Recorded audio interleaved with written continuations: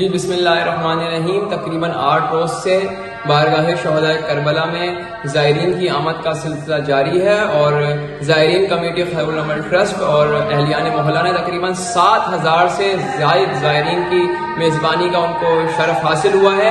تو سب سے بڑی تکلیف ہمیں اس دوران ہوئی ہے نا, یہاں جو آنے والے زائرین تھے ان کی اکثریت جو ہے ایسے تھی. ہم نے ان لوگوں سے جب معلوم کیا جو گلکیں توڑ کے, جو گلکوں میں پیسے جمع کرتے ہیں ان کو توڑ کے آئے, کوئی 20 ڈال کے آیا, کوئی 11 مہینے کی مزدوری کرنے کے بعد جو پیسے جمع کیے ہیں اس میں اور زیارت کے لیے گھر سے نکلا ہے.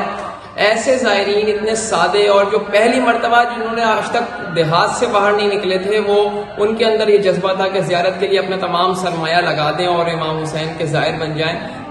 تو ان کے ساتھ جو اب لوگ کچھ کاروان ایسے بھی ہیں یا کچھ زائرین ایسے بھی ہیں جو واپس اپنے گھروں کو گئے, جن کو زیارت جن کے کا شرف حاصل نہیں ہو سکا. زائرین تو بن گئے وہ گھر سے نکلتے ہی, لیکن قافلہ سالاروں اور ویزا ایجنٹس کی 2 نمبری کی وجہ سے وہ شریف معصوم لوگ جو اپنے دیہاتوں سے پہلی مرتبہ یا شہروں سے پہلی مرتبہ زیارت کے لیے نکلے تھے, ان کو اس دھوکے کا سامنا ہوا ہے. سال بھر کی کمائی, اتنی محنت, اتنا ان کی سب ضائع ہو گئی. تو اس لیے ہم یہ حکومت سے بھی مطالبہ کرتے ہیں اور تمام اہل اختیار سے مطالبہ کرتے ہیں کہ ابھی سے اس کے متعلق پالیسی بنائی جائے تاکہ آئندہ ایسے کسی بھی زائر, ایک بھی زائر کو دھوکہ نہ ملے.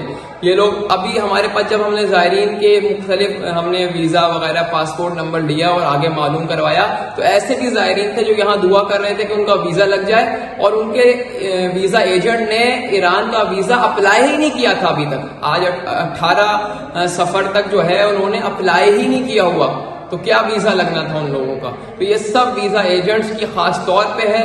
کچھ تو قافلہ سالار ہی ایسے ہیں جن کے ساتھ ویزا ایجنٹس نے دھوکہ کیا.